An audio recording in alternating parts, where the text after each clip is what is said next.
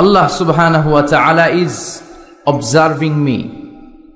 আল্লাহ আমাকে দেখছেন, তিনি আমাকে অবজার্ভ করছেন, আমার প্রতিটি কাজ, আমার প্রতিটি মুহূর্ত। In the day of judgement তার কাছে পাই টু পাই, তার সুপ্রিম কোর্টের কাঠগড়ায় দাঁড়িয়ে আমাকে হিসাব দিতে হবে। এটা হচ্ছে মুমিনের বিশ্বাস। মুমিন সব সময় এটা বিশ্বাস করে যে কেউ না দেখুক, দেখে কে? পুলিশের চোখ ফাঁকি দেওয়া যায় কি যায় না? কথা বলেন। পুলিশের চোখ ফাঁকি দেওয়া যায় না? সিগন্যাল দিয়ে রাখছে পুলিশ, যাবা না, হুট করে গাড়ি টান মারছে, কিছু করার আছে? র্যাবের চোখ ফাঁকি দেওয়া যায় কি যায় না? বিমানবন্দরে কাস্টমস অফিসারের চোখ, যারা দেশের বাইরে থেকে আসেন, ইমিগ্রেশন পুলিশরা জিজ্ঞেস করে গোল্ড আছে? গোল্ড কোন দেশ থেকে আসছেন? গোল্ডের বার আছে? তো তাদের চোখ ফাঁকি দিয়ে অনেকে দেশের বাইরে থেকে গোল্ড নিয়ে আসে। কত বড় টাকা আছে না নাই? দেখেন, ওদের চোখও ফাঁকি দেওয়া যায়। পরীক্ষার হলে যারা গার্ড দেয়, তারাও যাতে উল্টাপাল্টা করতে না পারে ম্যাজিস্ট্রেটও লাগানো হয়, ঠিক কিনা? ওই ম্যাজিস্ট্রেটের চোখ ফাঁকি দেওয়া যায় কি যায় না? ফাঁকি দেওয়া যায় না শুধু একজনের চোখ। এজন্য আমি সবসময় বলি যে কেউ যেটা দেখে না দেখে কে? কেউ যেটা শোনে না শোনে কে? আপনি যখন যে মুহূর্তে যেভাবে আল্লাহ তাআলাকে ডাক দেন তিনি শুনতে পায়। নাকি মাঝরাতে ডাক দিলে শোনে না? তুফানে পড়ে ডাক দিলে শোনে না? ভূমিকম্পের মাঝখানে ডাক দিলে উনি শোনে না? এই বিশাল ৭ আকাশ, ৭টা স্তরের জমিন, এই ৭ স্তরের জমিনের নিচে কোনো গোপনতম প্রকোষ্ঠে কোনো একটা বক্সের ভিতরে যদি ছোট্ট একটা মাকড়সা বা পিপিলিকা হেঁটে বেড়ায়, আল্লাহ বলেন আমি ৭ আকাশের উপর থেকে, আমার আরশের উপর থেকে ওই পিঁপড়ার পায়ের আওয়াজটাও শুনতে পাই। এজন্য বিপদে পড়লে, মন যখন বিষণ্ণ থাকবে, দুঃখের সময়ে আমরা চাইব কার কাছে? সব সময় প্রশংসা করব কার? ইযা সাআলতা ফাসআলিল্লাহ ওয়া ইযা ইসতাআনতা ফাসতাইন বিল্লাহ। যখন সাহায্য চাইবে আল্লাহর কাছে চাও, যখন কোনো কিছুর প্রয়োজন হবে আল্লাহর কাছে চাও। বিষ্ণু বলেছেন তোমার পায়ের জুতার ফিতাও যদি ছিঁড়ে যায়, মুচির দোকানে যাওয়ার আগে, জুতা ছিঁড়ে গেছে, মুচির দোকানে তো যেতেই হবে, কিন্তু মুচির দোকানেও যাওয়ার আগে চাইবা কার কাছে? আল্লাহর কাছে। এটা হচ্ছে মুমিনের বিশ্বাস। অগাধ বিশ্বাস থাকবে তার আল্লাহর উপর। যে কোনো পরিস্থিতিতে মুমিন এটা বিশ্বাস করে যে এই ক্রাইসিস থেকে একমাত্র আমাদেরকে উত্তরণ করতে পারেন একটা সত্তা। চিল্লায় বলেন তিনি কে? এজন্য সবসময় আমরা তার প্রশংসা করব। আল্লাহর প্রশংসা কি কম কম না বেশি বেশি? বেশি বেশি প্রশংসা করলে খুশি হয় কে? লা ইন শাকারতুম লা আযীদান্নাকুম ওয়া লা ইন কাফারতুম ইন্না আযাবি লাশাদীদ। যদি আমার শুকরিয়া করো, আমাকে যদি থ্যাঙ্কস দাও, তাহলে আমি আল্লাহ তোমাকে নেয়ামত যা দিয়েছি আরো বাড়িয়ে দেব। আর এত কিছু দেওয়ার পরেও যদি নাশুকরি করো, তাহলে জেনে রাখো আমার শাস্তি বড় ভয়ানক। আমি আল্লাহ সব সময় ধরি না, ধরলে ছাড়ি না। ধরে ধরে ধরে না, ধরলে আল্লাহ। মনে থাকবে এই কথাগুলো? আল্লাহ ইজ ওয়াচিং মি, মনে রাখবেন। অনেকে আমাদেরকে প্রশ্ন করে যে হুজুর আমি 5 ওয়াক্ত নামাজ পড়ি, ইয়াং ছেলেরা, আমি ইয়াংদের কথা বুঝি, ইয়াংরা আমার কথা বুঝে, আমি নিজেই তো ইয়াং, বুঝতে তো হবেই। তো অনেকে আমাকে প্রশ্ন করে যে হুজুর আপনাদের আলোচনাগুলো শুনে আমার জীবনের মোড় পরিবর্তন হয়েছে, কিন্তু এই পর্নোগ্রাফির করাল গ্রাস থেকে আমি নিজেকে বাঁচাতে পারছি না। আমি নামাজও পড়ি, আবার অশ্লীল ভিডিও দেখি। আমি সকালে তওবা করে বিকেলে দেখি, বিকেলে তওবা করে সকালে দেখি। এরকম সমস্যা আমার অনেক যুবক ভাইদের আছে না নাই? তোমাদের যাদের এই সমস্যা, তাদের মোবাইলের ওয়েলকামিং নোটে তুমি লিখে রাখবে আল্লাহ ইজ ওয়াচিং মি, মানে আল্লাহ আমায় দেখছেন। তুমি যে ল্যাপটপ ইউজ করো, ওই ল্যাপটপের এক পাশে টাইপ করে তুমি লিখে রাখবে আল্লাহ সুবহানাহু ওয়া তাআলা ইজ ওয়াচিং মি। তিনি আমায় দেখছেন, তিনি আমাকে প্রত্যক্ষ করছেন। পৃথিবীর কেউ দেখে না। দরজা বন্ধ করে, লাইট অফ করে, জানালার পর্দা নামিয়ে দিয়ে একা একা লুকিয়ে লুকিয়ে অশ্লীল ভিডিও আমি দেখছি, কেউ দেখে না, দেখে কে? এজন্য আল্লাহর ভয়টা মুমিনের অন্তরে সব সময় থাকা চাই। আল্লাহর ভয় যদি কোনো মুমিনের অন্তরে থাকে, সে মুমিন কখনো পথ ভুলে যায় না, ঠিক কি না?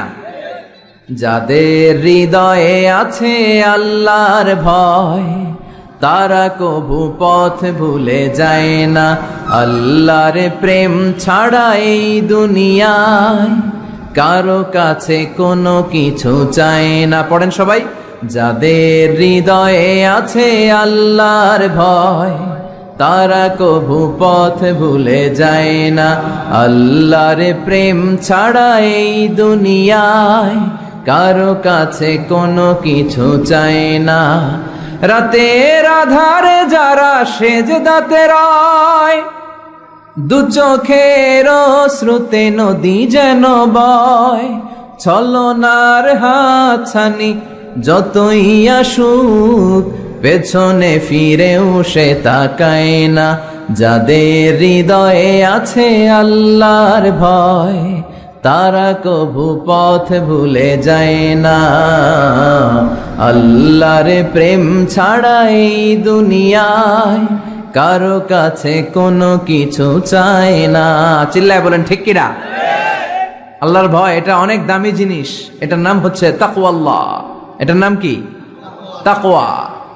ওমরে ফারুক উবাই ইবনে কাব রাদিয়াল্লাহু তাআলা আনহুকে জিজ্ঞেস করলো, ইয়া উবাই, মা হুয়া তাকওয়া? উবাই, তাকওয়া কি? হোয়াট ইজ তাকওয়া? What is the definition of তাকওয়া? উবাই ইবনে কাব প্রশ্নের উত্তর না করে ওমরে ফারুককে আবার প্রশ্ন করে বললেন, আমা সালাকতা তরিকান যা শাউক?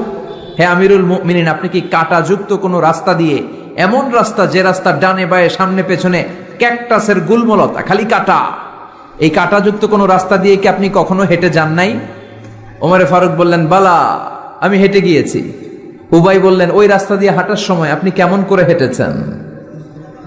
ওমরে ফারুক বললেন, ইজতাহাদতু ওয়া ইশতাম্মারতু, আমি এমন ভাবে হেঁটে গিয়েছি যাতে আশেপাশের ডানে বায়ে কাঁটা আমার গায়ে না লাগে, আমার জুব্বায় না লাগে। আমার জুব্বাটা ধরে আঁটো সাঁটো করে সন্তপর্ণে খুব সচেতনতার সাথে আমি হেঁটে গিয়েছি যাতে কাঁটা গায়ে না বিধে। উবাই বললেন, হাযা হুয়া তাকওয়া, এটাই তো তাকওয়া, এটাই তাকওয়া। এমন ভাবে এই পৃথিবীতে আপনাকে চলতে হবে যাতে শয়তানের কোনো হাতছানি, কোনো পাপ, কোনো পঙ্কিলতা, কোনো ধরনের অশ্লীল বিষয় আপনার গায়ে পৌঁছতে না পারে। এটাই তাকওয়া। বিশ্বনবী একবার খেজুরের ডালা ভেঙে মরুভূমির মধ্যে একটা দাগ টানলেন, লম্বা দাগ টেনে সাহাবাদেরকে বললেন, হাদা সিরাতুল মুস্তাকিম, এটার নাম সিরাতুল মুস্তাকিম। তারপর ডানে বায়ে দুই দিকে অনেকগুলো ছোট ছোট দাগ কাটলেন, বললেন, হাদিহি সুবুলুশ শায়তান, ডানে বায়ের রাস্তাগুলো এগুলো শয়তানের রাস্তা। ডান দিক থেকে বাম দিক থেকে তোমাকে শয়তান হাতছানি দিবে। গানের কনসার্টে চলো, দুম্মা চলে ধুম দেখতে চলো, জুয়াবাজিতে চলো, নিষিদ্ধ পল্লীতে চলো, একটার পর একটা হাতছানি আপনাকে ডানে বায়ে সামনে থেকে পেছন থেকে আপনাকে গ্রাস করে ফেলতে চাইবে। কিন্তু মুমিন যখন সিরাতুল মুস্তাকিমের পথে একবার উঠেছে, এই পথটা শুরু হয়েছে দুনিয়া থেকে, এটার ওই প্রান্তে আছে জান্নাতুল ফেরদাউস। ঠিক কিনা? এজন্য প্রতিদিন সালাতে আমরা পড়ি ইহদিনাস সিরাতাল মুস্তাকিম। যে যুবকদের এই সমস্যা আছে, পর্নোগ্রাফির সমস্যা, এটা জাতীয় সমস্যা বাংলাদেশের জাতীয় রোগের নাম ডায়াবেটিক্স। জাতীয় রোগের নাম কি? আর যুবক যার জাতীয় সমস্যা হচ্ছে কি? পর্নোগ্রাফি। স্মার্টফোনগুলো আমাদেরকে স্মার্ট না বানিয়ে আমাদেরকে শেষ করে দিচ্ছে। ঠিক কিনা?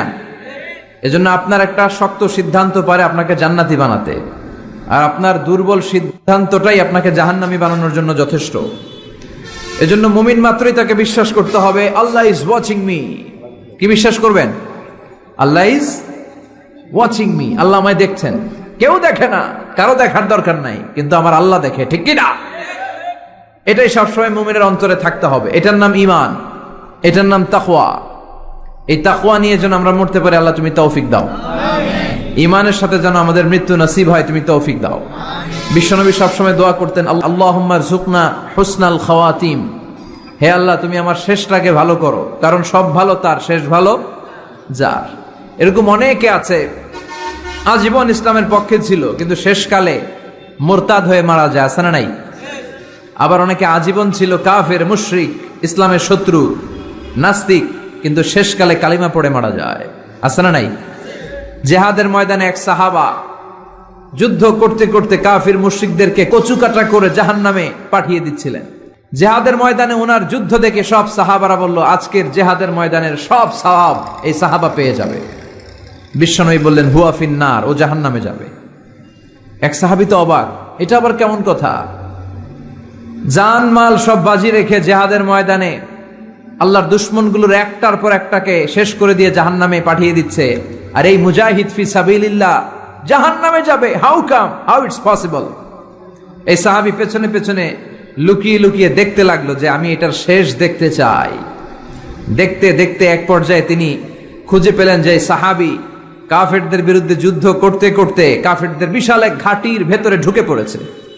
সেখানে যুদ্ধ করতে করতে একটা পর্যায়ে এমন আসলো, সে মারে আবার মার খায়।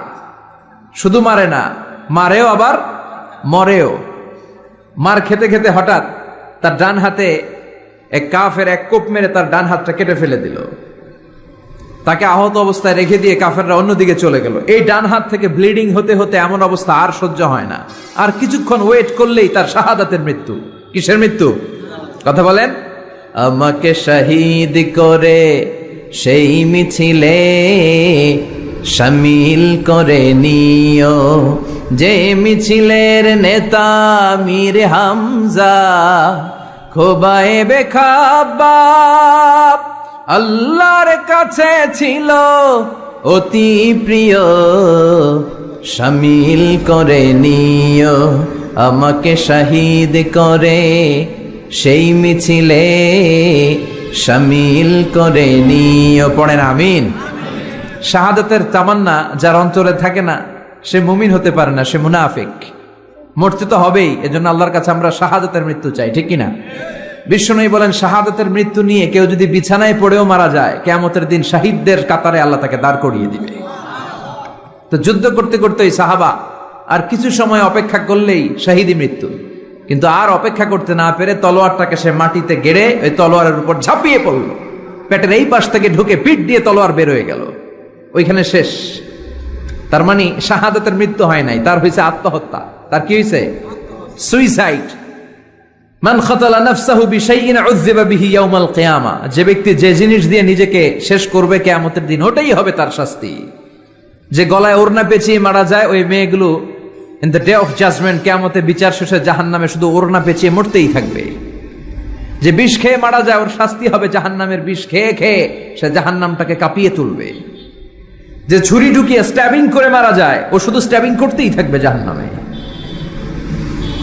এই সাহাবা আত্মহত্যা করলেন। পেছন থেকে লুকিয়ে লুকিয়ে যে সাহাবা এই দৃশ্য দেখলো, সে দৌড়ে বিশ্বনবীর কাছে যেয়ে বলল, আশহাদু আন্নাকা মুহাম্মদ রাসূলুল্লাহ, আমি সাক্ষ্য দিচ্ছি নিশ্চয়ই আপনি আল্লাহর রাসূল। কারণ ওই সাহাবী আত্মহত্যা করে মারা গিয়েছে, তার কপালে শাহাদাত জোটে নাই।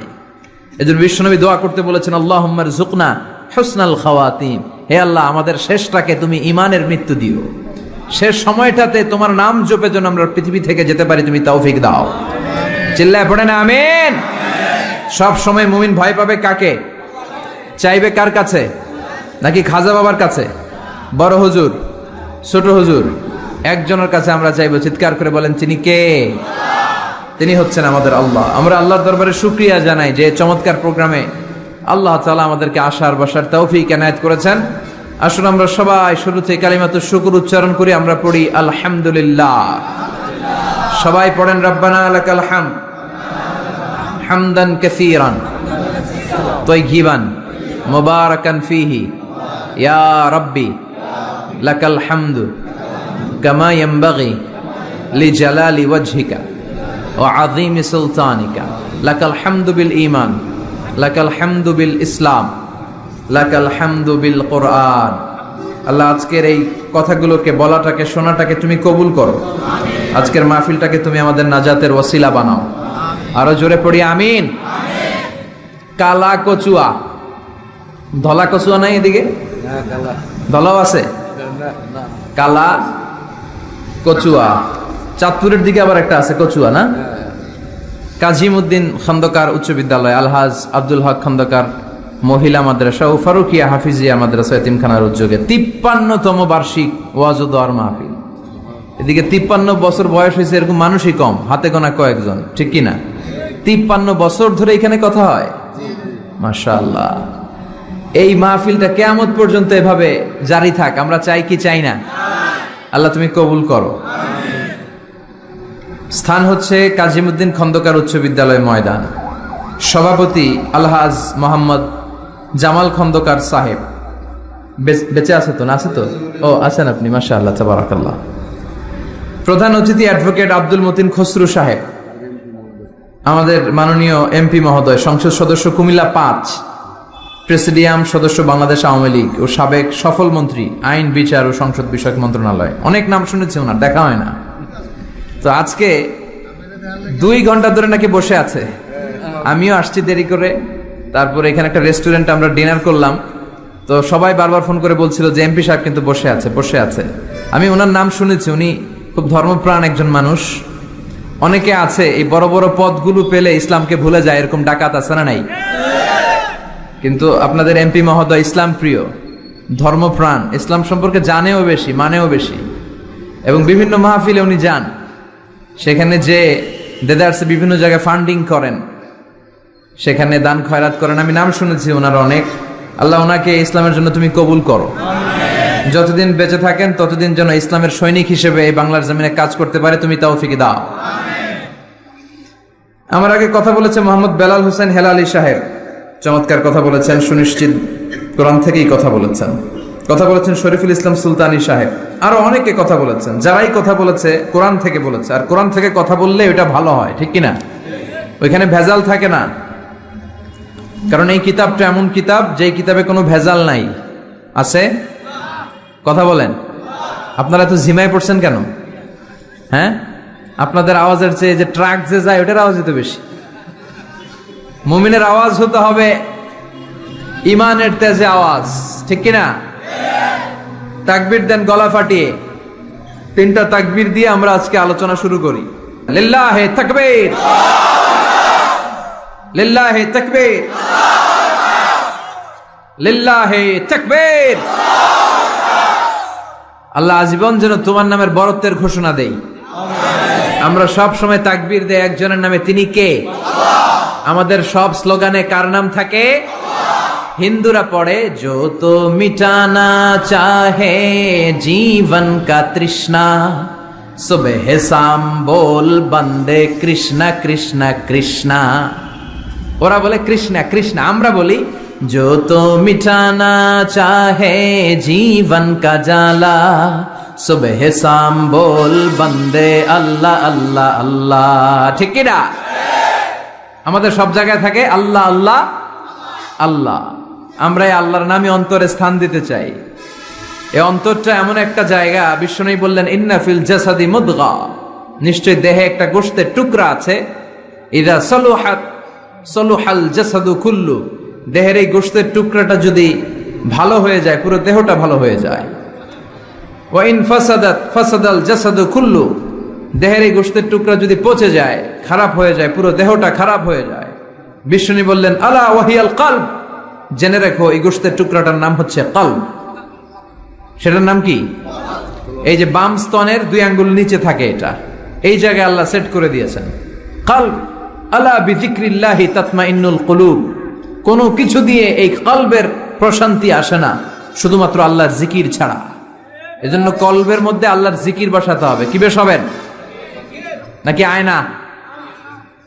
অনেকে আয়না বসাতে চায়, বসায় না? কি বলে? আয়না বসায় দে মোর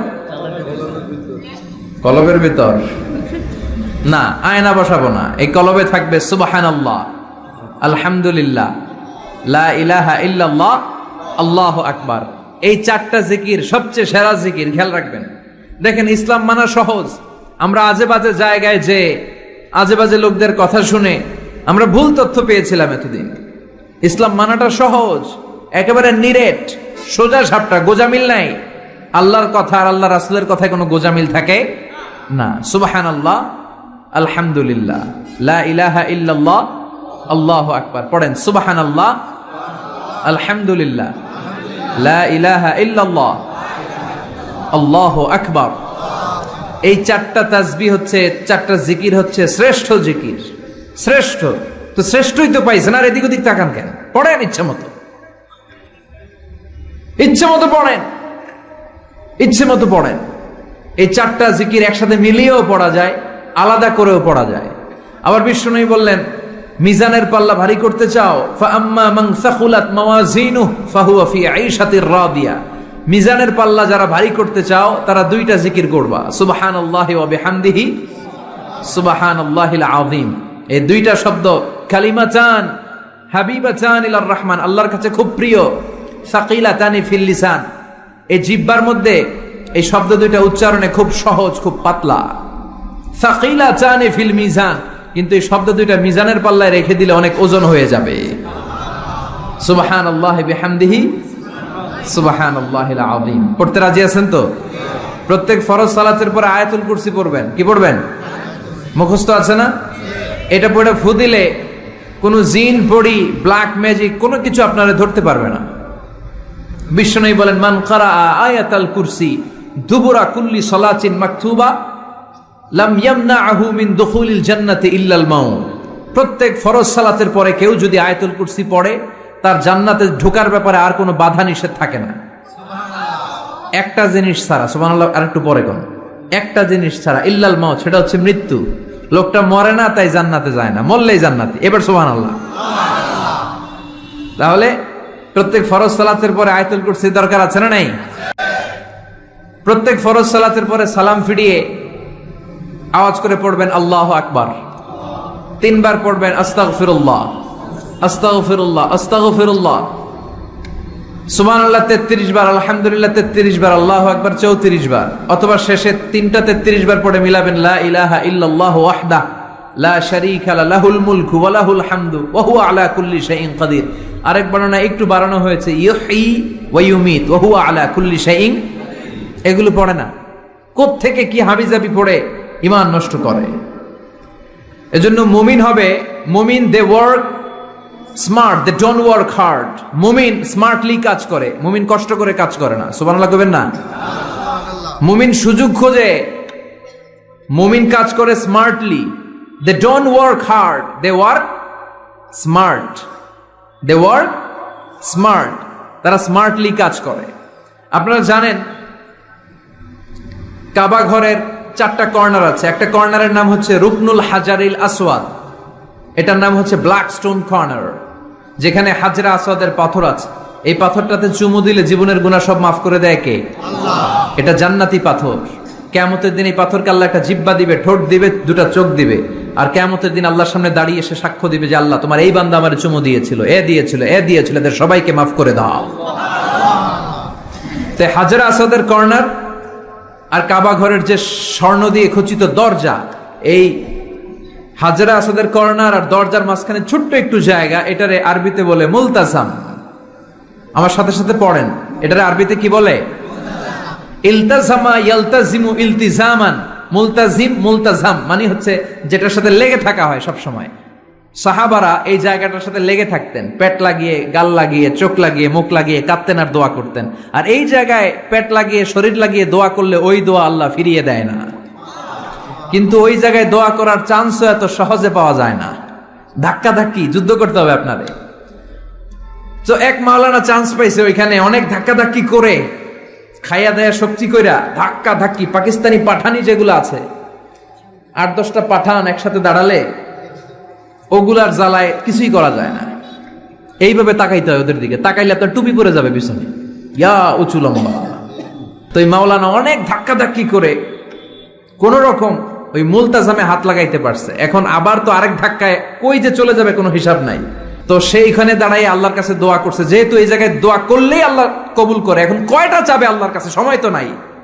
সে ওখানে হাত লাগিয়ে দোয়া করতেছে, আল্লাহ একটাই দোয়া, জীবনে যত দোয়া করছিলাম আর করবো সব দোয়া তুমি কবুল করে নিও।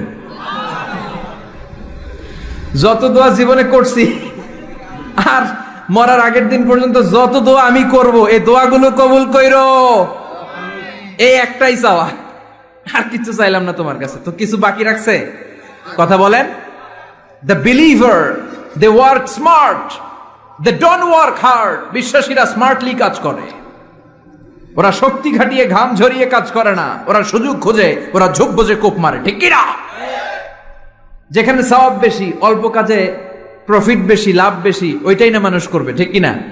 এজন্য যে সহি আমলগুলোর কথা বললাম ফরজ সালাতের পরে আজকে থেকে এগুলো আমরা করব, মনে থাকবে ইনশাআল্লাহ? পড়েন আর জোরে পড়েন ইনশাআল্লাহ। যে বইটা থেকে আমরা কয়েক মিনিট শোনার জন্য আজকে বসেছি, বইটার নাম সবাই বলেন। এই কোরআনে কোনো ভুল নাই, কোনো সন্দেহ নাই। This is the book, the most authentic and original book in the world, whereof there is no doubt in it and a guidance to those who are muttaqin. আল্লাহ বললেন যালিকাল কিতাব লা রাইবা ফি হুদাল লিল মুত্তাকিন। এমন বই যেটাতে সন্দেহের অবকাশ নেই, মুত্তাকিনদের জন্য গাইডলাইন। আবার রব্বুল আলামিন বলেন কিতাবুন আনজালনাহু ইলাইকা লিতুখরিজান নাসা মিনাল যুলুমাতি ইলান নূর। ও Muhammad, I've revealed this holy and sacred book unto you in order to lead the mankind out of darkness into the light. ও নবী, অনেকগুলো অন্ধকার থেকে একটা আলোর মশালের দিকে নিয়ে যাওয়ার জন্য আমি কোরআন নাজিল করেছি। বামপন্থীদেরকে ডানপন্থী বানানোর জন্য আমি কোরআন নাজিল করেছি। জাহান্নামীগুলারে জান্নাতি বানাতে আমি কোরআন নাজিল করেছি। সুবহানাল্লাহ পড়েন। ওই কোরআন থেকে আজকে আমরা কথা শুনবো, পড়েন ইনশাআল্লাহ। আমি আপনাদের খেদমতে আল কোরআন আল কারীমের 30তম পারার 112তম সূরা, খুব ছোট্ট একটি সূরা, সাইজে ছোট্ট হলেও ফজিলতের শেষ নাই। এই সূরার বরকতের শেষ নাই। এই সূরার ইম্পর্টেন্স, সিগনিফিকেন্স, স্ট্যাটাস এগুলো শেষ নাই। অনেক ছোট ছোট জিনিসকে আমরা উপেক্ষা করি, আমরা গুরুত্ব দিতে চাই না, কিন্তু আসলে এটার গুরুত্ব যে কত বেশি আমরা বুঝি না।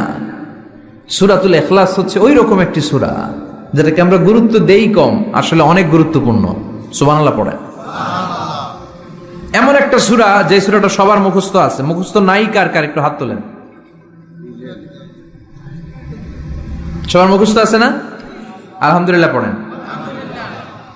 তো এই সূরাটা থেকে কিছু কথা আজকে আমরা শুনবো, শিখবো, জানবো আমলের নিয়তে। নিয়ত খালেস করেন, ইন্নামাল আমালু বিন্নিয়াত। সব কাজের প্রতিফল দেয়া হবে নিয়তের উপর বেস করে, বেসড অন ইউর ইন্টেনশন। আপনার কি ইচ্ছা ছিল, এজন্য সব কাজ করার আগে নিয়তটাকে খালেস করবেন। নামাজে দাঁড়ানোর আগে যদি নিয়তে গোলমাল থাকে নামাজ হবে? কথা বলেন। আপনি যদি লোক দেখানোর জন্য সালাত পড়েন হবে? মানুষে আপনারে আলহাজ ডাকবে, এজন্য যদি হজ করেন কবুল হবে? এরকম হাজি আছে না নাই? আলহাজ না ডাকলে চাইতে ওঠে, আছে না নাই? তো আপনি চেতেন কেন? আপনি কি আলহাজ শোনার জন্য হজ করছেন? হজ করেছি কার জন্য? আতিমুল হাজ্জা ওয়াল উমরাতা লিল্লাহ। আল্লাহর শব্দ চুজিংটা দেখছেন? আল্লাহর রুচি দেখেছেন? লিল্লাহ, আল্লাহ যোগ করে দিয়েছে আতিমুল হাজ্জা ওয়াল উমরাতা লিল্লাহ। হজ এবং উমরা করবে শুধুমাত্র একজনকে খুশি করার জন্য, তিনি কে? এটার নাম ইখলাস। সবকিছু আল্লাহর জন্য করতে চাওয়া, এটার আরবি নাম হচ্ছে ইখলাস। আরবি নাম কি? আর এই ইখলাস নামে আল্লাহ কোরআন একটা সূরাই দিয়ে দিয়েছে। সুবহানাল্লাহ। কোরআনে যত সূরা আল্লাহ দিয়েছে প্রত্যেকটা সূরার নাম কোরআনের ওই সূরার ভেতরকার কোনো আয়াত থেকে বা শব্দ থেকে নেওয়া হয়েছে, কিন্তু এই সূরাটা এই সূরার ভেতরকার কোনো শব্দ থেকে এটার নামকরণ হয় নাই। সূরাতুল ইখলাসের ভিতরে আল ইখলাস শব্দটা আছে, এটা একটা সূরা। আর একটা সূরা আছে যেই সূরার নামকরণ ওই সূরার কোনো শব্দ থেকে নেওয়া হয় নাই, সেটা হচ্ছে সূরাতুল ফাতিহা। আল ফাতিহা শব্দটা সূরা ফাতিহা 7 আয়াতের কোথাও আছে? সূরাতুল ইখলাস আন্তরিকতার সূরা, দ্য সূরা অফ সিনসিয়ারিটি। তো এই জন্য শুরুতে নিয়ত খালেস করে নেন যে যা আজকে আমরা শুনবো আমলের নিয়তে। ইনশাআল্লাহ পড়েন। আল্লাহ তুমি কবুল করো। তবে আমি যখন বক্তৃতা করি আমি মনে করি যে আমি ক্লাস নিচ্ছি, এবং আমাকে অনেকে মেসেজ করে যে, আমাকে আমার ফেসবুক পেজে অনেকে মেসেজ করে যে হুজুর আমি আপনার তাফসির ক্লাসের একজন ছাত্র। আমার বুকটা ভরে যায়, আমার খুব আনন্দ হয় তখন যে আমি আপনার তাফসির ক্লাসের এক ছাত্রী, আমি আপনার তাফসির ক্লাসের এক ছাত্র। তো এটা একটা ক্লাস, এজন্য আপনাদেরকে কিছু জিজ্ঞেস করলে আপনারা আওয়াজ করে উত্তর দিবেন। সূরাটার নাম হচ্ছে সূরাতুল ইখলাস। কি নাম? সূরাতুল ইখলাস। এই সূরার আয়াত সংখ্যা 4টি। চিল্লায় বলেন কয়টি? এই সূরাটা মাক্কি সূরা। কি সূরা? কোরআনের সূরাগুলো দুই ভাগে বিভক্ত, একটা মাক্কি আর একটা মাদানী। এটা কি সূরা? সবাই বলেন। এটা কোরআনের 112তম সূরা। এই সূরায় মোট শব্দ আছে 15টা, অক্ষর আছে 47টা। আলহামদুলিল্লাহ পড়েন। সূরাটার নাম হচ্ছে সূরাতুল ইখলাস।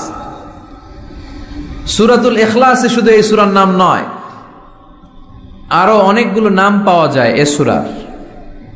তন্মধ্যে একটি নাম হচ্ছে সূরাতুত তাওহীদ। সূরাতুল ইখলাসের অপর আরেকটি নাম হচ্ছে সূরাতুত তাওহীদেরি মুর্শিদ আমার মুহাম্মাদের নাম বলো, মুহাম্মাদের নাম।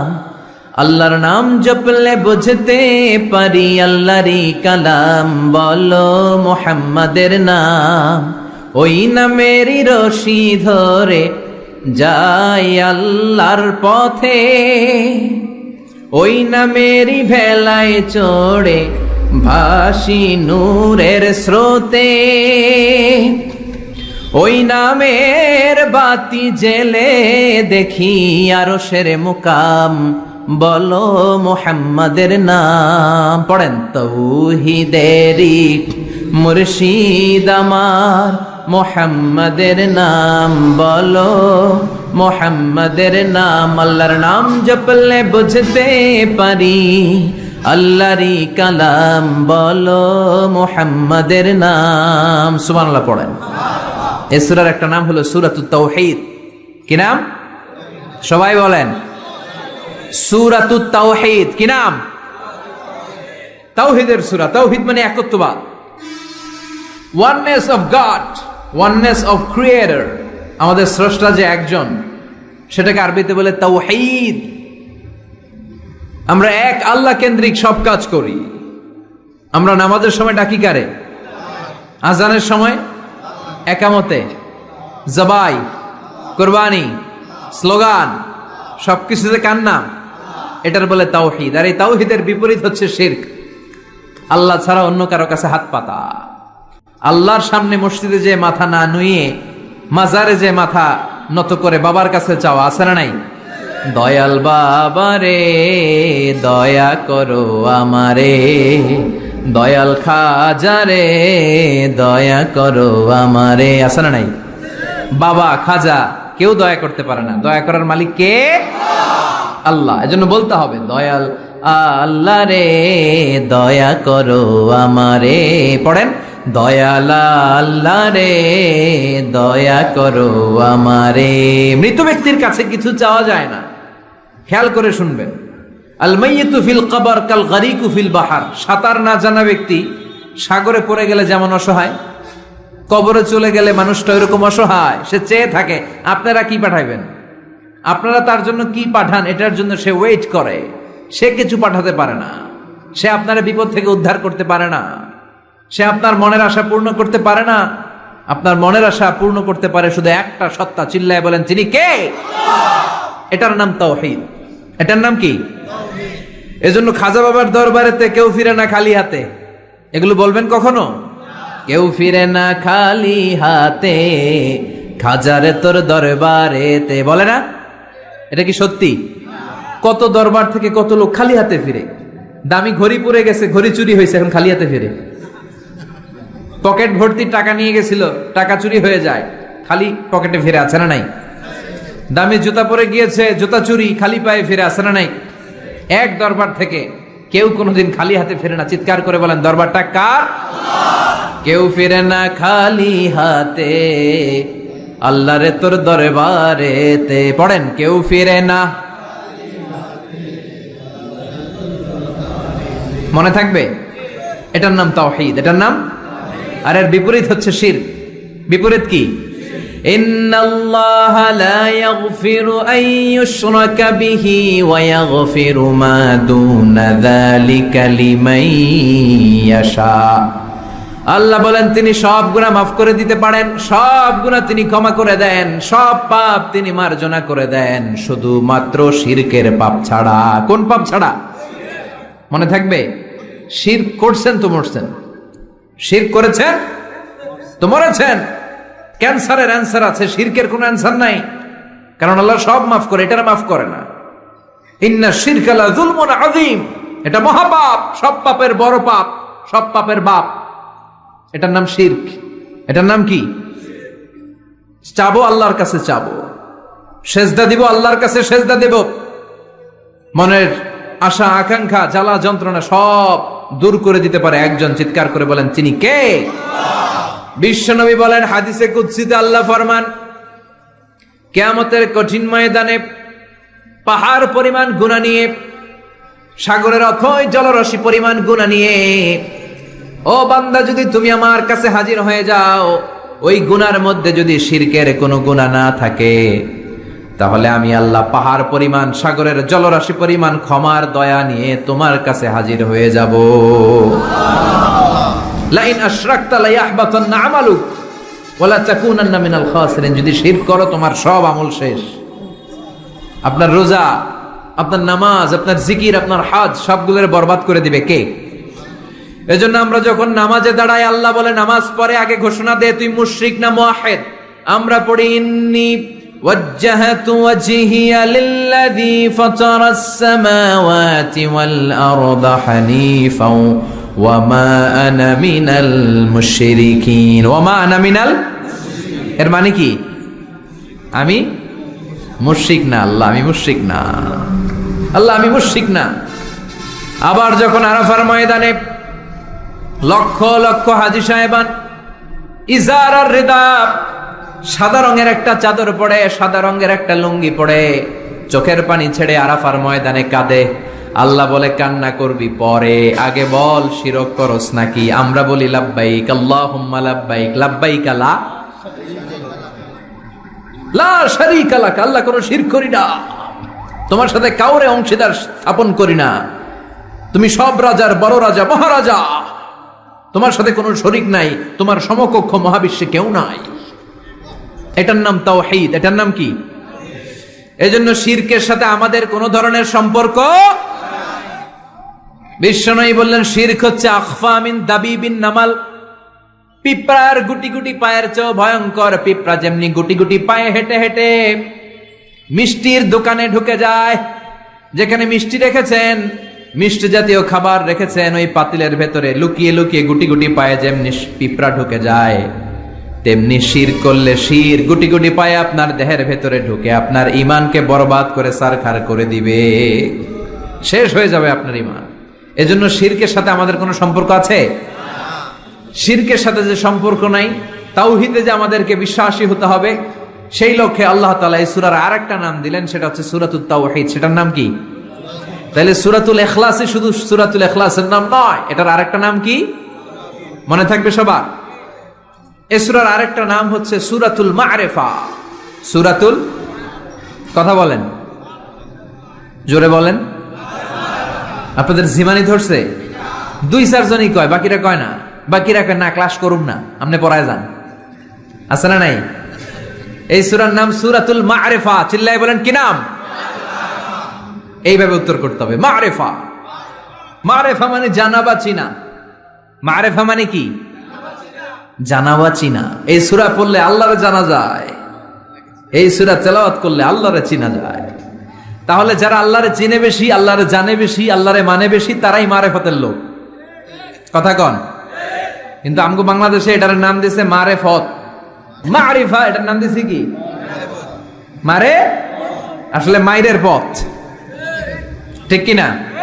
ইসলামের সৌন্দর্য, the beauty of Islam, the distorted the beauty of Islam. ইসলামের সৌন্দর্যকে তারা নষ্ট করেছে। এরকম আছে না? নামাজ পড়ে না, রোজা রাখে না, পর্দা করে না, চুলের মধ্যে জট পাকিয়ে রাখে, লাল শালু পরে ঘুরে বেড়ায়, আর বলে কলব পরিষ্কার তো সব পরিষ্কার। এরকম ডাকাইত আছে না নাই? নামাজ নাই, তোর সাথে আমার কথা নাই, ঠিক কিনা? ও মারেফত শিখায় আমারে। কি শিখায়? মারেফত। আমরা যে কত মারেফত আগেই শিখে রাখছি ওইটা জানে না।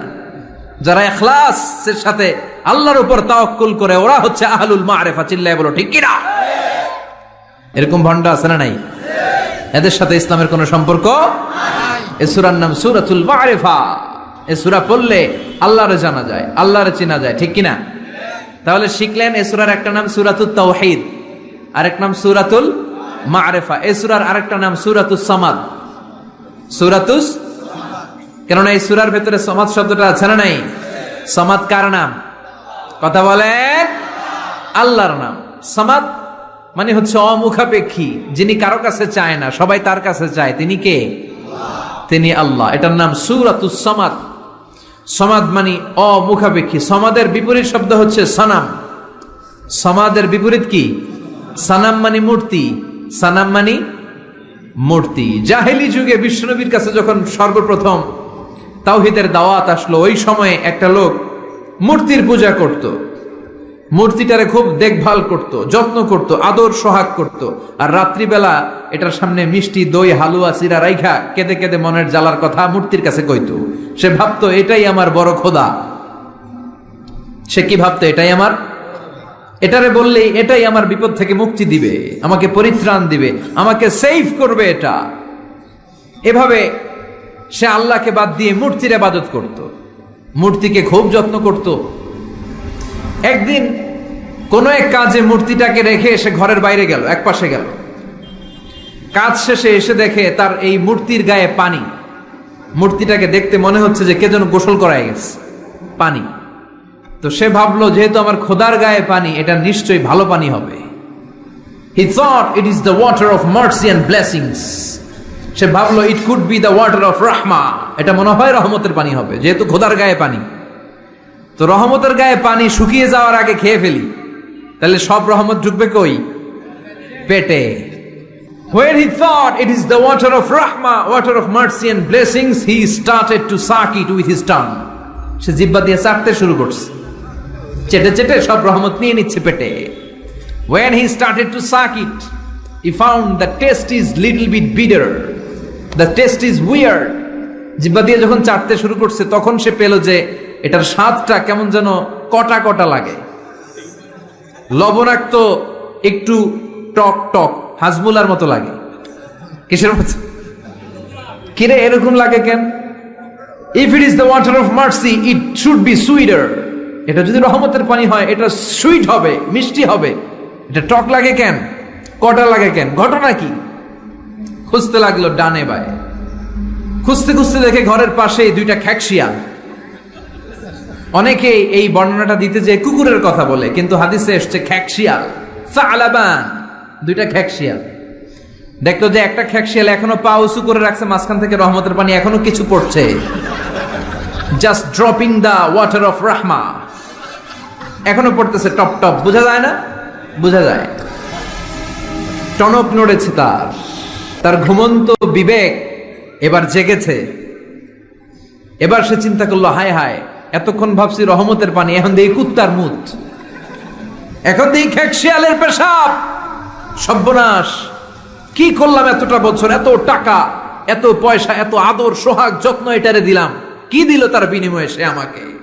যে একটা খ্যাকশিয়ালের পেশাব থেকে, কুকুরের পেশাব থেকে নিজের বাঁচাতে পারে না, সে জাহান্নামের আগুন থেকে কিয়ামতের দিন আমারে কেমনে বাঁচাবে? রাগের চোটে খোদারে ধরে দিছে আসা। খোদারে ধরে কি করছে? এক আসারে খোদার হাত পাও নাই, ভাঙ্গা খোদারে নিয়া দৌড়ে দৌড়ে বিশ্বনবীর কাছে এসেছে। এসে বলল, আব্দুল্লাহর বেটা মোহাম্মদ, এতদিন ভাবছি এটা খোদা, এখন দেখি হুদা। হুদা হুদা এটার পিছনে ঘুরছি, এটার কোনো পাওয়ার নাই, সব পাওয়ার আছে একজনের। চিল্লায় বলো, তিনি কে? ঝিনুকের ভেতর লুকিয়ে থাকে যেমন মতি, ঝিনুকের ভেতর লুকিয়ে থাকে যেমন মতি, কালমা শাহাদাতে আছে আল্লাহর জ্যোতি, কালমা শাহাদাতে আছে আল্লাহর জ্যোতি। পড়েন পড়েন। ঝিনুকের ভেতর লুকিয়ে থাকে যেমন মতি, ঝিনুকের ভেতর লুকিয়ে থাকে যেমন মতি, কালমা শাহাদাতে আছে আল্লাহর জ্যোতি, কালমা শাহাদাতে আছে আল্লাহর জ্যোতি। সুবহানাল্লাহ পড়েন। এসে বলে, আব্দুল্লাহর বেটা মোহাম্মদ, ভাবছিলাম খোদা, এখন দেখি হুদা, আর এটারে ডাকতে চাই না, তুমি আমারে পড়ায় দাও লা ইলাহা মুহাম্মাদুর রাসূলুল্লাহ। কালিমা পড়ে মুসলমান হয়ে গিয়েছে। সুবহানাল্লাহ পড়েন। এজন্য এই সূরার একটা নাম হচ্ছে সূরাতুস সামাদ। তাহলে পাইলাম সূরাতুত তাওহীদ, পাইলাম সূরাতুল মারিফা, পাইলাম সূরাতুস, সুবহানাল্লাহ পড়েন। এই সূরাটা বিশ্বনবী সাল্লাল্লাহু আলাইহি ওয়াসাল্লাম প্রতিদিন ফজরের নামাজের সুন্নত যে 2 রাকাত, ফজরের সালাতের সুন্নত 2 রাকাত পড়ি না আমরা, এই সুন্নত 2 রাকাতে বিশ্বনবী পড়তেন। মাগরিবের 2 রাকাত সুন্নতের মধ্যে এই সূরাটা পড়তেন। বেতেরের 3 রাকাতের শেষ রাকাতে বিশ্বনবী সূরাতুল ইখলাসটা পড়তেন। আবার তাওয়াফ করার পরে যারা হজ উমরা করছেন, তাওয়াফ করা লাগে না? কয়টা? 7টা। 7টা তাওয়াফে একটা তাওয়াফ হয়। 7টা রাউন্ড দিলে, টার্ন দিলে 7 টার্নস মেক এ তাওয়াফ। 7টা টার্ন দিবেন আপনি, তখন একটা তাওয়াফ হয়। এই ইবাদতটা শুধু মক্কাতুল মুকাররমাতে করা যায়, আর পৃথিবীর কোথাও করা যায়? তাওয়াফ। প্রতিদিন 120টা রহমত নাজিল হয় কাবা ঘরে। সিত্তুন আলী তাইফিন, 7টা তাওয়াফকারীদের জন্য। আর 40 আলিল মুসাল্লিন, 40টা যারা কাবা ঘরে নামাজ পড়ে তাদের জন্য। ওয়াল 20 লিন্নাযিরিনা ইলাল কাবা, বাকি 20টা যারা নামাজও পড়ে না, তাওয়াফও করে না, শুধু কাবার দিকে দুচুক মেলে তাকিয়ে থাকে, তাদের উপর প্রতিনিয়ত 20টা রহমত নাজিল হতে থাকে। প্রতিদিন 120টা রহমত নাজিল হয় কাবাকে কেন্দ্র করে। সুবহানাল্লাহ। বাড়িতে গিয়া চিৎকার করে আল্লাহু আকবার। এই 7 তাওয়াফ করার পরে 2 রাকাত নামাজ পড়া সুন্নাত। জানেন? জানা না থাকলে জেনে রাখেন, হজে যেদিন যাবেন কাজে লাগবে, উমরা করতে গেলেও লাগবে। 7 তাওয়াফ করে 2 রাকাত সালাত পড়তে হয়। এই 2 রাকাতের প্রথম রাকাতে বিশ্বনবী পড়তেন সূরাতুল কাফিরুন, কুল ইয়া আইয়ুহাল লা আ'বুদু মা, আর দ্বিতীয় রাকাতে পড়তেন সূরাতুল ইখলাস।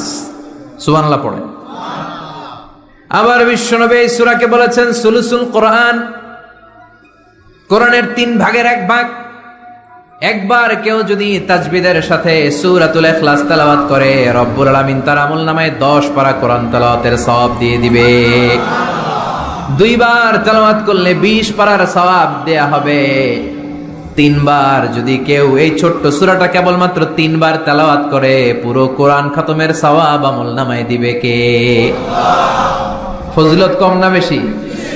টের পাচ্ছেন তো ফজিলতটা? 3 বার পড়লে পুরো কোরআন কাভার।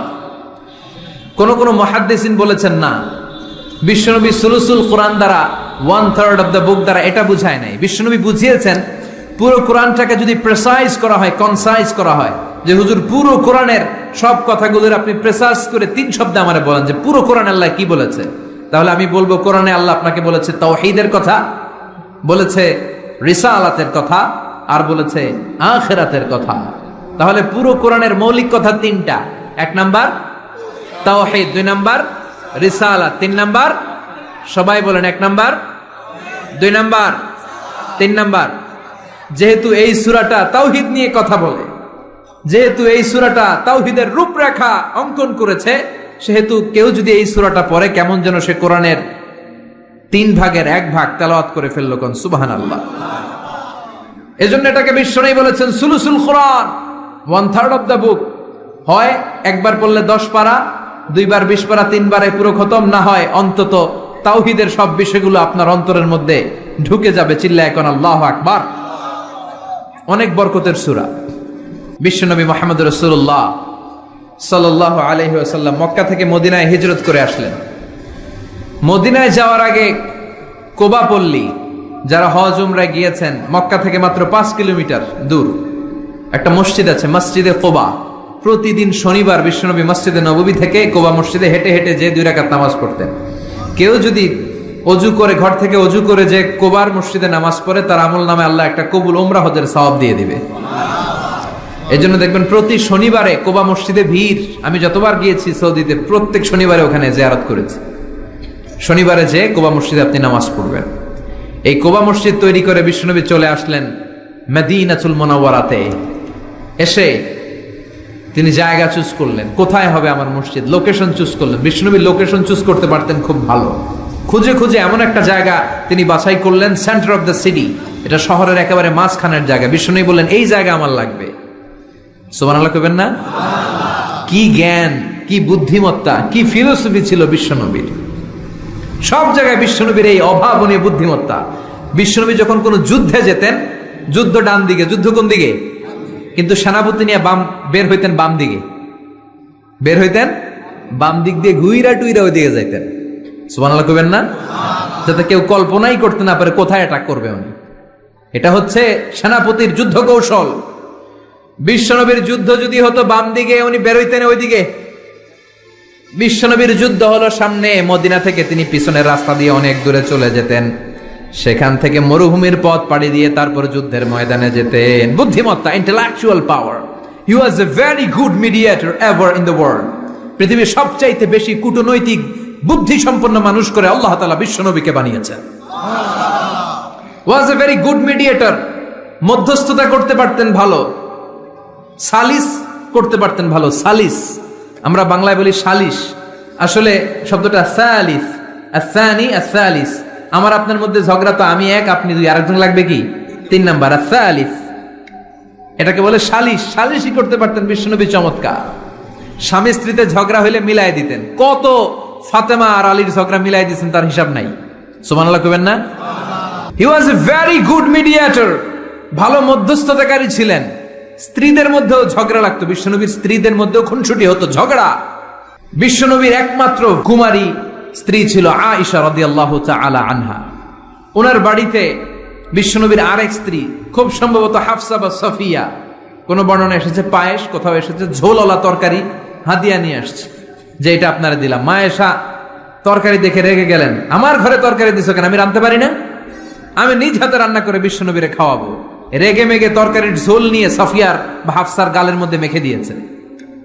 হাফসা যে বিশ্বনবীর কাছে বলি, ইয়া রাসূলুল্লাহ, কুমারী বউ তো আদর করছেন বেশি, লাই দিয়া কই তুলছেন দেখেন।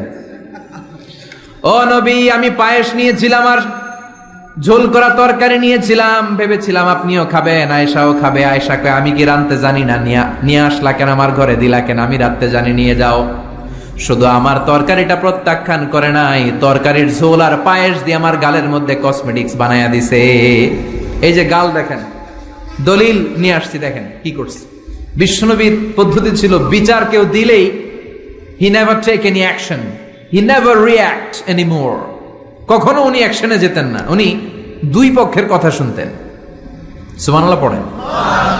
আর আমাদের বিচার করতে গেলে একজনের কথা শুনে আরেকজনের বাস আছে না নাই? বললেন আয়েশারে ডাকো। আয়েশা, এমন করেছো? করেছি। কেন করেছো? বললে, ইয়া রাসূলুল্লাহ, মাথাটা গরম ছিল,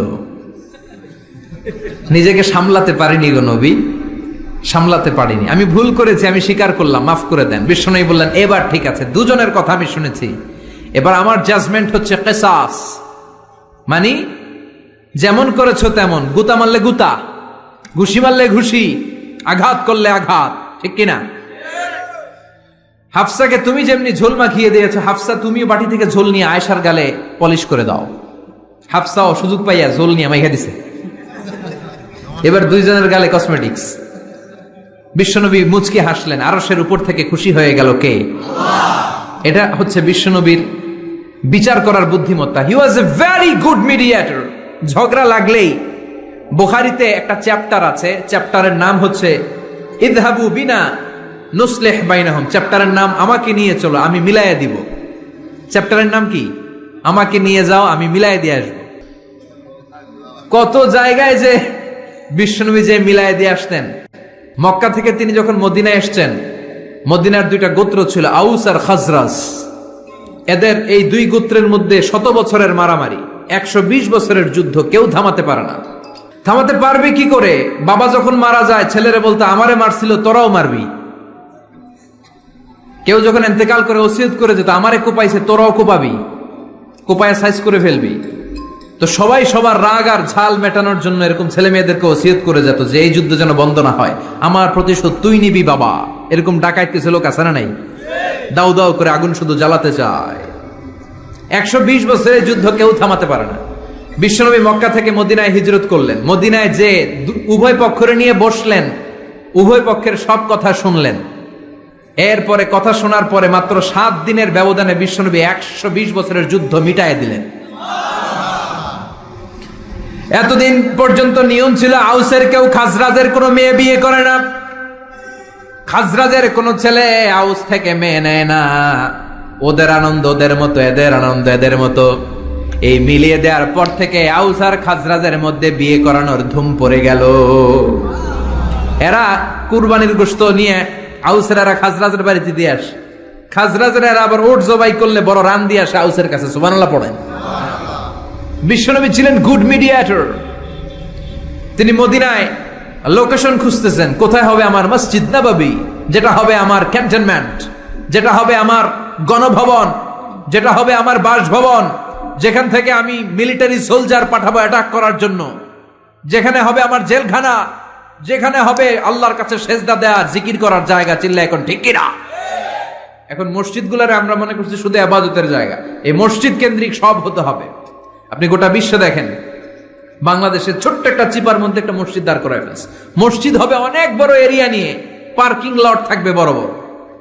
মসজিদের একতলায় থাকবে কমিউনিটি সেন্টার, এক জায়গায় থাকবে হিজামা সেন্টার, এক জায়গায় থাকবে রুকিয়া সেন্টার, আরেক জায়গায় খতিব সাহেব সোশ্যাল কাউন্সিলিং করবে। যুবকদের কি সমস্যা, নারীদের কি সমস্যা, বিধবাদের কি সমস্যা, কার কি মাসালা জানার আছে, লিগ্যাল অপিনিয়ন জানার আছে, খতিব সাহেব সোশ্যাল কাউন্সিলিং করবে। চিল্লা এখন ঠিক কিনা? এইভাবে গোটা বিশ্বব্যাপী মসজিদ কেন্দ্রিক কাজ হয়। এদেশে মসজিদে শুধু নামাজ, আর কিছু নাই। বিশ্বনবী, শুনতেছেন? মনোযোগ আছে না গেছে? তাকবীর দেন, লিল্লাহে তাকবীর। বিশ্বনবী লোকেশন তালাশ করতেছেন, কোথায় বানানো যায় মসজিদ নববী। খুঁজতে খুঁজতে এমন জায়গায় বিশ্বনবী চয়েস করলো, এটা ছিল ছাগল ঘোড়া এগুলোর আস্তাবল, কিছু জায়গায় খেজুর গাছের ভাঙ্গা ক্ষেত, আর কিছু জায়গায় কাফির মুশরিকদের কবরস্থান। এখন এই জায়গায় মসজিদ করা তো কঠিন। বিশ্বনবী বললেন, না, আমার নজর এক জায়গায় যদি পড়ে ওইখান থেকে আমি ফিরাই না সহজে, ট্রাই করো, এটাই আমার লাগবে মসজিদে নববী। বিশ্বনবী বললেন, ছাগল গরুর আস্তাবলকে সমান করো, খেজুর গাছ ভাঙ্গা যেগুলো আছে খেজুর গাছগুলোরে কেটে ফেলো, কাফের মুশরিকদের যত কবরস্থান আছে কবরস্থান থেকে হাড্ডি গুড্ডি এখান থেকে নিয়ে অন্য জায়গায় দাফন করো। সুবহানাল্লাহ।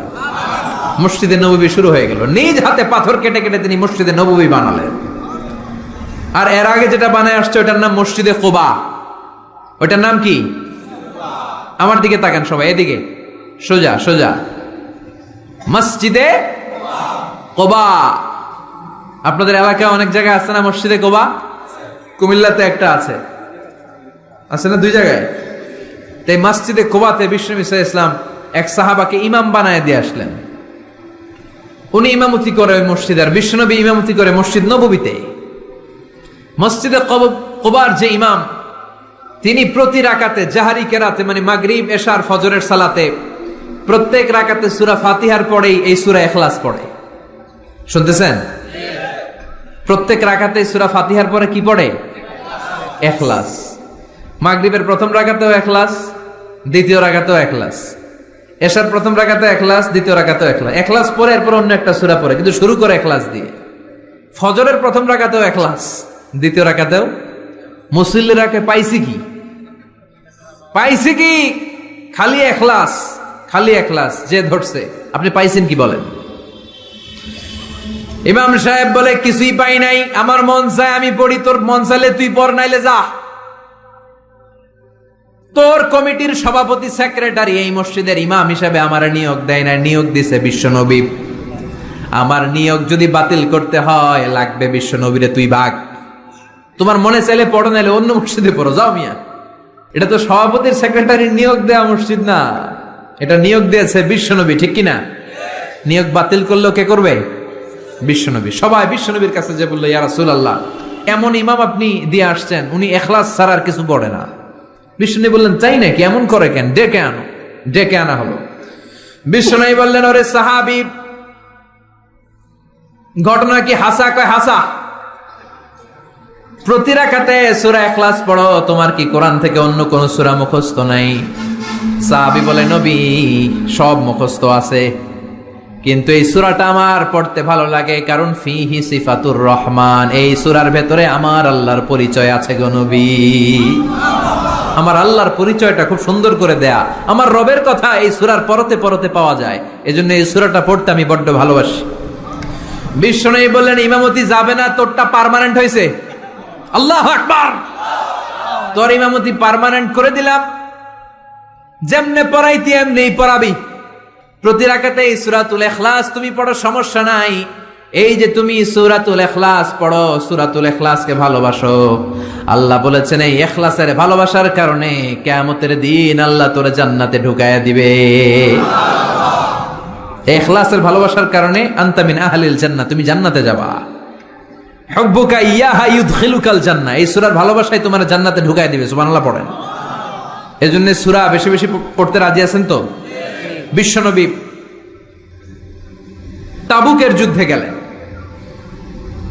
তাবুকের ময়দানে বিশাল যুদ্ধের ময়দান, বিশ্বনবী 30,000 সৈন্য নিয়ে গিয়েছেন, আর খ্রিস্টানদের সৈন্যদের সংখ্যা হচ্ছে প্রায় 40,000। কিন্তু বিশ্বনবী যুদ্ধে এসেছেন শুনে খ্রিস্টান বাদশা দৌড়, সৈন্যবাহিনী নিয়ে সব পালায় গেছে। যুদ্ধ ছাড়াই বিশ্বনবীর বিজয় দিছে কে? বিশ্বনবী তো মহা খুশি, আল্লাহর শুকরিয়া আদায় করলেন। যুদ্ধের ময়দানে বিশ্বনবী দাঁড়িয়ে আছেন, হঠাৎ দেখলেন সাইয়েদনা জিব্রাইল আকাশ থেকে জমিনে নেমে আসছে। জিব্রাইলকে আল্লাহ তাআলা 600 পাখা দিয়েছিলেন। সহিহ মুসলিমের বর্ণনা, রাআ রাসূলুল্লাহি জিবরিলা ওয়া লাহু 600 জানাহ। 600 পাখা। কয়শো? 600 পাখা মেলে সাইয়েদনা জিব্রাইল নেমে আসছেন। ওনার পাখার কারণে সূর্যের আলো পৃথিবীর মধ্যে পড়তে বাধা সৃষ্টি হচ্ছে। অন্ধকার দেখে বিশ্বনবী তাকিয়ে দেখে জিব্রাইল একা না, জিব্রাইলের সাথে হাজার হাজার ফেরেশতার বহর। বিশ্বনবী বললেন, কত ফেরেশতা এসেছে? কয় 1,40,000। সাইয়েদনা জিব্রাইল বললেন, ও নবী, আপনি যুদ্ধের ময়দানে আল্লাহর শুকরিয়া করেন, আর ওই মদিনাতে আপনার কলিজার টুকরা সাহাবী মুআবিয়া ইবনে মুআবিয়া আল মুজানি একটু আগে শেষ নিঃশ্বাস ত্যাগ করেছে গো নবী। বিশ্বনবী পড়লেন, ইন্না লিল্লাহি ওয়া ইন্না ইলাইহি রাজিউন।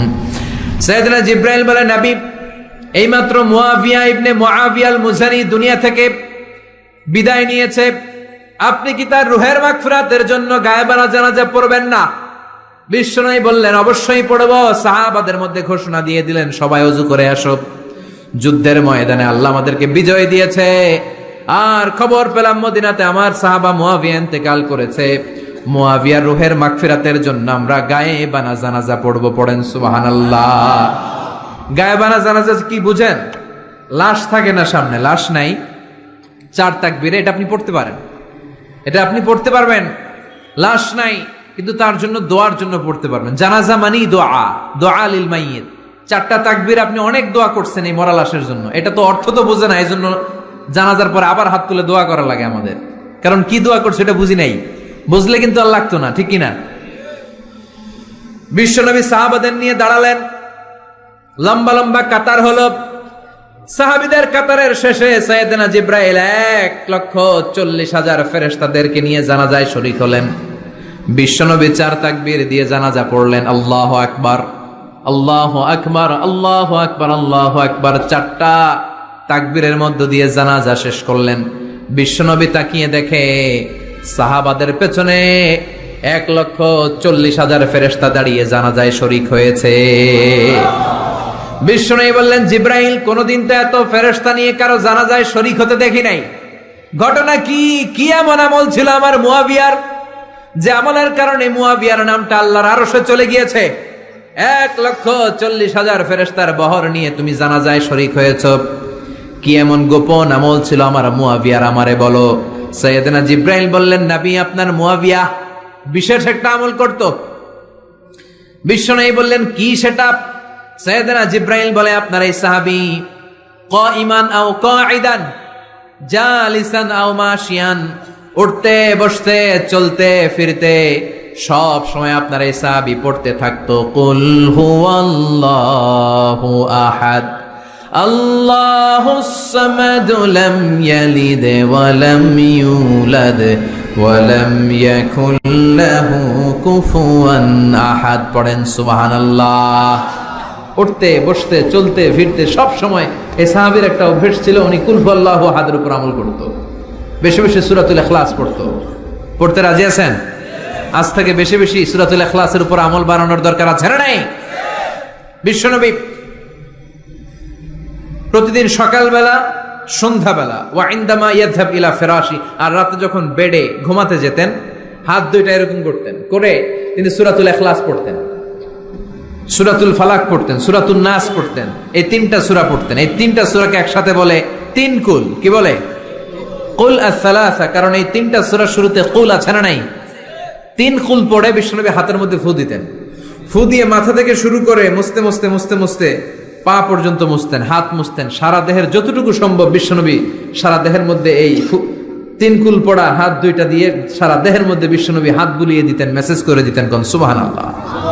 সকালে, সন্ধ্যায়, আর রাতের বেলা বিছানায় গেলে। এটা protection from all the bad আইস। যত হিংসুক চক্ষু আছে, যত ভূত পেতনি আর শয়তানের অনিষ্ট আছে, সব থেকে আপনাকে রক্ষা করবে কে? এজন্য প্রতিদিন এগুলো পড়বেন। কি কি পড়বেন? এরকম হাত দুইটা মিলায়া সূরা ইখলাস, সূরা ফালাক, সূরা নাস, 3টার বলে একসাথে 3 কুল। কি বলে? আজকে থেকে এটার আমল করা যাবে। মা আয়েশা যখন অসুস্থ হতেন, বিশ্বনবীর কাছে যে বললেই বিশ্বনবী বলতেন, আয়েশা হাত দুইটার একসাথে করো, সূরা ফালাক পড়ো, ইখলাস পড়ো, নাস পড়ো, ফু দাও আর সারা দেহে মেসেজ করো। সুবহানাল্লাহ পড়েন। বিশ্বনবী একবার সেজদায় আছেন। কিসে আছেন? চিল্লা এখন। সেজদা অবস্থায় লাদাগাতহু আকরাব, একটা বিচ্ছু পোকা এসে বিশ্বনবীর হাতের মধ্যে কামড় দিয়েছে। বিচ্ছু কামড় দিলে খুব আরাম লাগে না? হ্যাঁ, বিষাক্ত, পয়জনাস, ভ্যানামাস। বিশ্বনবী ব্যথা পাচ্ছেন, প্রচন্ড ব্যথায় বিশ্বনবী অস্থির। বিশ্বনবী বললেন, লাআনাতুল্লাহি আলাল আকরাব, এই বিচ্ছুর উপর আল্লাহর লানত। এটা মুসল্লিও চিনে না, নবীও চিনে না, কোন জায়গায় কামড় দিতে হবে এটাও জানে না, কিন্তু কামড় দিয়েছে, ব্যথায় কাতরাচ্ছে। বিশ্বনবী বললেন, লবণের পানি গরম দাও, আঙ্গুলের উপরে ঢালো। লবণের পানি গরম দিয়ে আঙ্গুলের উপরে ঢালতে শুরু করে দিল। বিশ্বনবী পড়তে আরম্ভ করলো, কুল হুয়াল্লাহু আহাদ আল্লাহুস সামাদ লাম ইয়ালিদ ওয়া লাম ইউলাদ ওয়া লাম ইয়াকুল লাহু কুফুয়ান আহাদ। পড়েন সুবহানাল্লাহ। এজন্য ব্যথা পেলে, সাপে কামড়ালে, বিচ্ছু কামড়ালে, বল্লা কামড়ালে, মধুপোকা কামড়ালে কি করবেন? সূরা ইখলাস, সূরা ফালাক, সূরা নাস। আবার বলেন, সূরা ইখলাস, সূরা ফালাক, সূরা পড়ে ফু দিবেন। আর রাত্রেবেলা, সকালবেলা ঘুমোতে যাওয়ার আগে হাতের মধ্যে ফুর দিয়ে সারা দেহে মেসেজ। মনে থাকবে না? মাহফিল শেষ, ওয়াজও শেষ, মনে থাকবে তো? আল্লাহ বললেন, কুল হুয়াল্লাহু আহাদ। নবী আপনি বলেন, আল্লাহ একজন, এক এবং অদ্বিতীয়। আমাদের আল্লাহ কয়জন? একজন হওয়াতে আমাদের জন্য লাভ না লস? কেমনে লাভ? 3 জন 4 জন হইলে কইতাম আমগো আল্লাহ 60 জন। হ্যাঁ, 3 জন হইলে 3 রকম বলতো। একজনের খুশি করে পারি না, 3 জন হইলে ঝামেলা আছে না নাই? আল্লাহ যদি 2 জন হতো কি হতো? একজন বলতো, এতদিন তুমি তোমার মন মতো মহাবিশ্বের সব কিছু পরিচালনা করেছো, আজকে থেকে আমি আমার মন মতো করবো। ঝামেলা আছে না নাই? এতদিন দুনিয়ার মানুষগুলো পায়ে ভর দিয়ে হাঁটতো, হাত দিয়ে খেত, এখন থেকে যতগুলা মানুষ আসবে সব হাতে চলবে আর পা দিয়ে খাবে। আছে না নাই? এতদিন যাবত মেয়েরা গর্ভধারণ করতো তোমার নিয়মে, ছেলেরা কামাই করতো, এখন থেকে পুরুষরা গর্ভধারণ করবে, মেয়েরা কামাই করবে। আছে না নাই? এতদিন তুমি পূর্ব দিক থেকে সূর্য উঠিয়েছো, পশ্চিম দিকে অস্ত দিয়েছো, কালকে থেকে আমার নিয়মে পশ্চিম দিক থেকে সূর্য উঠাবো আমি, পূর্ব দিকে অস্ত যাবে। কিলাকিলি আছে না নাই? 2 জনের মধ্যে যদি সংলাপ সমঝোতা না হইতো, মারামারি আছে না? এজন্য আল্লাহ বলেন, লাউ কানা ফীহিমা আলিহাতুন ইল্লাল্লাহু লাফাসাদাতা। মহাবিশ্বে আল্লাহ একজন না হয়ে যদি একাধিক হতো, মহাবিশ্বটা মুহূর্তের মধ্যে ধ্বংস হয়ে যেত। ঠিক কি না? এজন্য আল্লাহ একজন হওয়াতে আমাদের লাভ হয়েছে। 3 জন হইলে 3 রকম কথা কইতো। ঠিক কি না? একজন বলতো, আমারে বেশি ডাকস না কেন, ওরে ডাকস কেন? একজন বলতো, ওরে ডাকস, আমারে ডাকস না কেন? ওর জিকির করলি, আমার নামের জিকির করলি না কেন? ওরে খুশি করতে চাস, আমারে করস না কেন? ভেজাল হইতো না? এখন একজন, মারলেও আসি, কাটলেও আসি, বাঁচলেও আসি, একজন। সুবহানাল্লাহ পড়েন। এটা সহজ হয়ে গেছে। এজন্য আল্লাহ বললেন, কুল হুয়াল্লাহু। সবাই বলেন, কুল হুয়াল্লাহু আহাদ, মানে এক বা একক। আল্লাহর কোনো শরীক নাই, তার কোনো সাথী নাই, তার কোনো বন্ধু নাই, তার কোনো বাবা নাই, তার কোনো পিতা নাই। তিনি হলেন আহাদ। আহাদ হচ্ছে আল্লাহর চমৎকার একটা নাম। সাইয়েদনা বেলাল রাদিয়াল্লাহু তাআলা আনহুকে ঈমান আনার জন্য অত্যাচার শুরু করা হলো। এমন কোনো মাইর নাই তারা দেয়া হয় নাই, পিটিয়ে পিটিয়ে রক্তাক্ত করে জমিনে ফেলে রাখা হতো, পিটিয়ে গোশত হাড্ডি থেতলে ফেলা হতো। প্রচন্ড মরুভূমির গরম বালুর মধ্যে ওনাকে শুইয়ে রেখে পেটের উপরে পাথর চাপা দেয়া হতো, বলতো এবার জিকির কর লা ইলাহা ইল্লাল্লাহ। বেলাল আর জিকির করতে পারে না, লা ইলাহা ইল্লাল্লাহ শ্বাস বের হয় না, শ্বাস যেটা ঢুকায় বের করতে পারে না, শ্বাস নিতে পারে না, লা ইলাহার আওয়াজ আর মুখ দিয়ে বের হয় না। এবার বেলাল ছোট্ট করে আল্লাহর ডাকে পড়ে আহাদ। কি পড়ে? আরো জোরে পড়েন। এজন্য আল্লাহ বললেন কুল হুয়াল্লাহু আহাদ, তিনি এমন আল্লাহ, তিনি হলেন আহাদ। আহাদ ছিল বেলালের জিকির, ঠিক কিনা?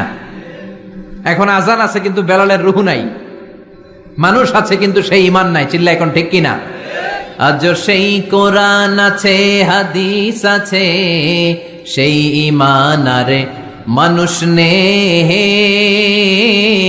সেই আলী হায়দারে ওসমান নেই। আজানের ধ্বনি আছে আগেরই মতোই,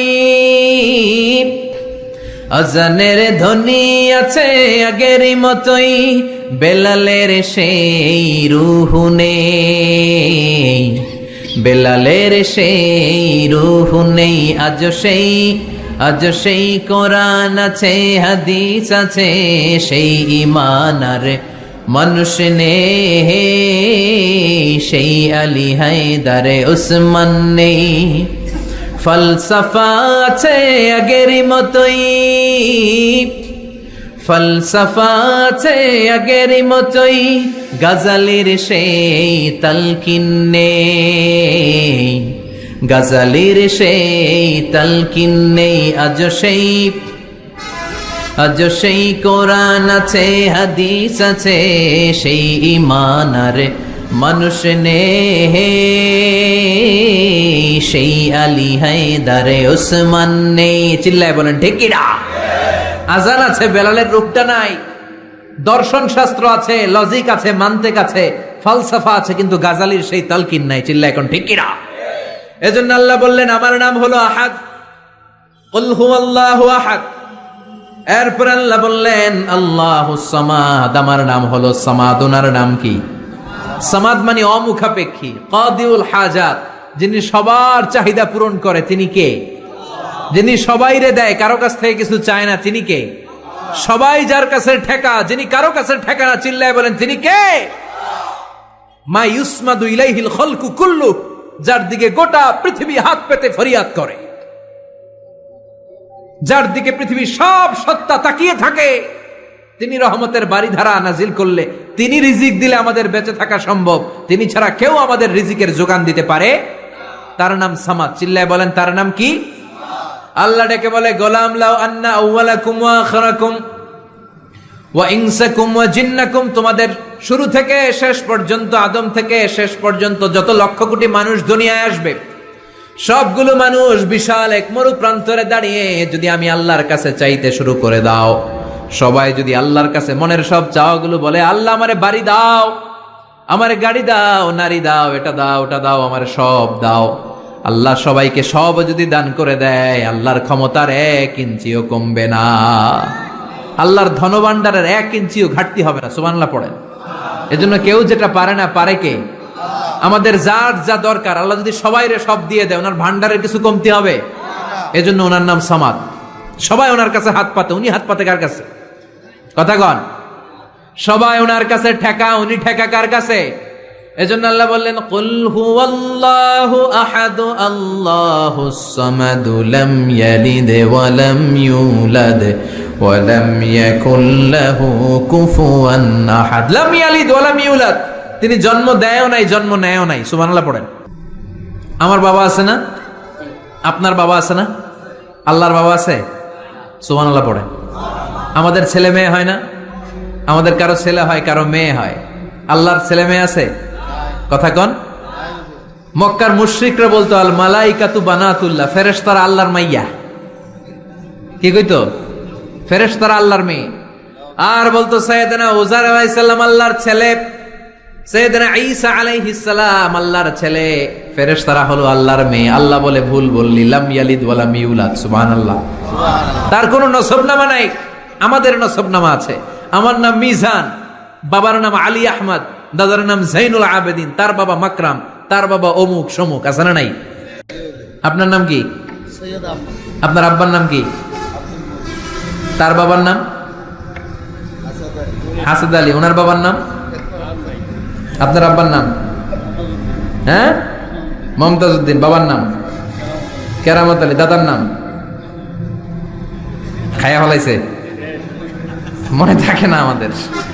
বিশ্বনবীর বাবার নাম আব্দুল্লাহ, তার বাবার নাম আব্দুল মুত্তালিব, ওনার বাবার নাম হাশিম, ওনার বাবার নাম কিলাব, মুররা, গালেব, ফেহের, এভাবে যেতে যেতে আদনান, যেতে যেতে ইসমাইল, যেতে যেতে ইব্রাহিম আলাইহিস সালাম, যেতে যেতে শীস, যেতে যেতে আদম আলাইহিস সালাম। এটা বিশ্বনবীর নসবনামা, ঠিক কিনা?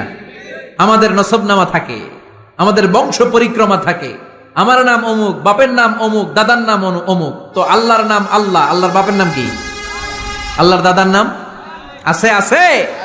এজন্য আল্লাহ বললেন লাম ইয়ালিদ ওয়া লাম ইউলাদ ওয়া লাম ইয়াকুল লাহু কুফুয়ান আহাদ। আল্লাহু আকবার। ওয়া লাম ইয়াকুল লাহু কুফুয়ান আহাদ, মহাবিশ্বে তার মতো কেউ নাই, তিনি তার মতো। লাইসা কামিসলিহি শাই, কেউ তার মতো নয়, তিনি তার মতো। সুবহানাল্লাহ। তার মতো ক্ষমতায়, তার মতো শক্তিতে, কুদরতে মহাবিশ্বে দ্বিতীয় কোনো সত্তা আছে? সৌন্দর্যে আল্লাহর চেয়ে সুন্দর কেউ আছে? কথা কন। দুনিয়া সুন্দর, মানুষ সুন্দর, আসমান সুন্দর, জমিন সুন্দর, সুন্দরে সুন্দরে পাল্লা, জানি না কত সুন্দর তুমি আল্লাহ, জানি না কত সুন্দর তুমি আল্লাহ। পড়েন, দুনিয়া সুন্দর, মানুষ সুন্দর, আসমান সুন্দর, জমিন সুন্দর, সুন্দরে সুন্দরে পাল্লা, জানি না কত সুন্দর তুমি আল্লাহ, জানি না কত সুন্দর তুমি আল্লাহ। সুবহানাল্লাহ পড়েন। ইন্নাল্লাহা জামিল ইউহিব্বুল জামাল, আল্লাহ নিজে সুন্দর, আল্লাহ সৌন্দর্যকে পছন্দ করেন। মহাবিশ্বে তার সমকক্ষ কেউ নাই, তার মতো সুন্দর কেউ নাই, ঠিক কিনা? জান্নাতে যারা ঢুকবে in the day of judgement, কিয়ামতের দিন জান্নাতীরা আল্লাহকে দেখতে পাবে। ইন্নাকুম সাতারাউনা রাব্বাকুম আয়ানান কামা তারাউনা হাযাল কমার।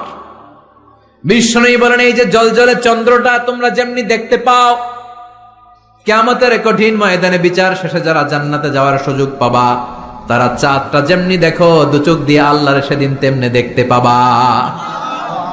জান্নাতীদেরকে নাজ নেয়ামত সব দেওয়ার পরে আল্লাহ বলবেন, ও জান্নাতীরা, কোরআনে হাদিসে নবীর কাছে আলেমদের মুখে যত নাজ নেয়ামতের কথা শুনেছো সব পাইছো না? সবাই বলবে, আল্লাহ পেয়েছি, অনেক মौज मस्ती করেছি, জান্নাতকে মজা লেলো, জান্নাত তোমারই হ্যায়, সব পাইছি আল্লাহ সব। এক জান্নাতে হাত তুলে বলবে, আল্লাহ একটা পাই নাই। কি পাস নাই? আপনারাই তো পাই নাই। সুবহানাল্লাহ কবেন না? আল্লাহ আপনারে পাই নাই। তখন আল্লাহ তাআলা নিজের গোপন সৌন্দর্যকে সেদিন জান্নাতীদের কাছে প্রকাশ করে দিবে। বিশাল এক কনফারেন্স রুমে জান্নাতের ভেতরে লক্ষ লক্ষ নবীদেরকে নিয়ে বসবেন, সবার সামনে থাকবে বিশ্বনবীর সিংহাসন। সুবহানাল্লাহ পড়েন।